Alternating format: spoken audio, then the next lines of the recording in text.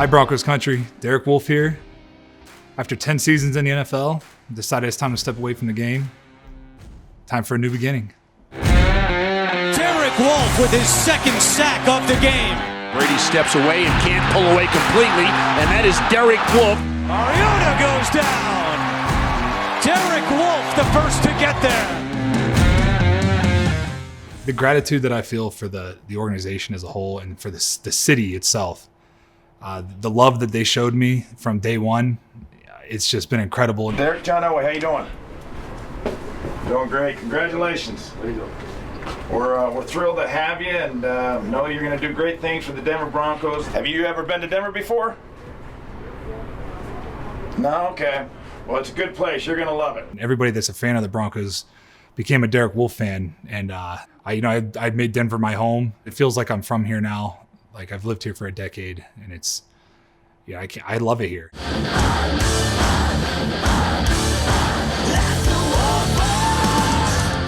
My first sack was against Ben Roethlisberger, my first game. Roethlisberger drops in the pocket, flush now, and is going to be pulled down in the sack back at the 47, and there's the first sack of his NFL career for Derek Wolfe. I just jump up and start howling. I didn't even think about that. It was never even a thought process.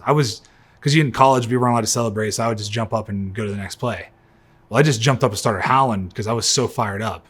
Because it was the Steelers, it's my hometown team, basically, and everybody in my hometown was definitely wearing Steelers gear. They weren't wearing Broncos gear. We had some really great seasons. My first 4 seasons here were just incredible with Peyton, and every year it was we got a chance to win a Super Bowl. And then to go through 4 years of not having that makes you realize how important those times really were and how much I cherish it.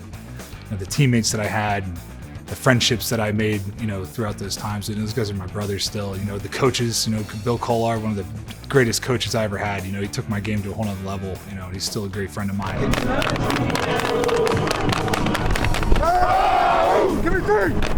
A guy like Peyton, he doesn't demand respect. He's already earned it. And I learned a lot from him, because I was a wild, my young years, I was wild. I was out of control. But he would have talks with me, be like, you want to be great or you just want to be good? You have to make those decisions. You have to just make sacrifices. You can't just be out partying all the time. You got to focus and lock in. He's like, because we're trying to win championships. And I was like, all right, let's do it. And he was when I got drafted, he was the first person to text me. Had a great rookie season. I was like, well, I'm not happy. I had to take it up another notch. And then my second year in the league, I had a spinal injury. Preseason game, I get hit in the head and I bruised my spinal cord. And then I played 2 weeks later in that opener because I just was nothing. In my mind, I was invincible, nothing. I was like, okay, that didn't kill me. I'm invincible. They can't hurt me, So I just kept going and kept going and kept going. And then 12 weeks later, I had a seizure. And then I was in a coma for 36 hours and almost died from that. And then it was everybody was, even in my hometown, people were like, oh, he's done. He's probably not going to make it back. Well, I did make it back. I came back and I played all 16 games that next season. I was in the hospital this time last year. Redemption time, baby. Let's go. Then we get to go to 2015, and we were like, okay, well, our offense is not playing great. So now we got to make it happen. Good Carr now in trouble. He'll be sacked back at the 20-yard line. Pocket breaks down. McCarron being chased, and down he goes. Derek Wolfe. Rivers looks left, and he's going to be hit and sacked for the first time inside the 7. Derek Wolfe. To think about what we had to go through that season. How many times during that season were people I don't know, it's not looking good. It was probably 4 or 5 games there. It was we probably shouldn't have won those games. Brady pumps once, looks left, pumps again, being chased, and would be pulled down and sacked at the 34-yard line by Derek Wolfe. In my opinion, that Super Bowl was the easiest game that we played all year. All season. The easiest game because we knew that there was nothing that was going to deny. There was no denying that victory for us. We weren't going to be beat. We just knew it. It was, and the confidence that was coming from the other side and the cockiness was just all right, you're in for a long day, buddy.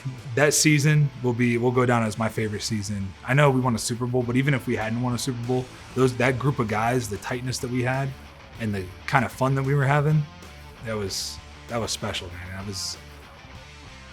That was something special. It's a child's game, right? So football is. I started playing when I was a kid, and I've Now I'm in my 30s and I'm just now being done with it.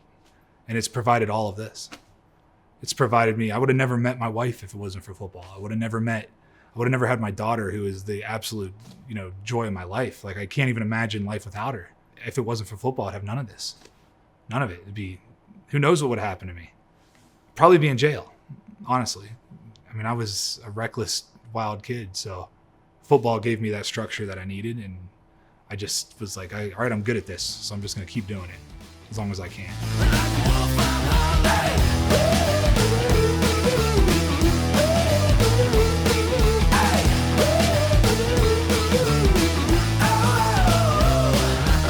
It's just so strange because, especially at this time of the year, because I'm normally training for training camp. Like, I'm like putting myself through it to get ready for that grueling, 6 weeks of training camp.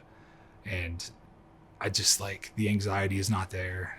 The anger that's building, and that, like, thinking, okay, this could be the year that I lose my job, I don't have to worry about that anymore. It's just, I can enjoy my life and enjoy everything that I've worked so hard for.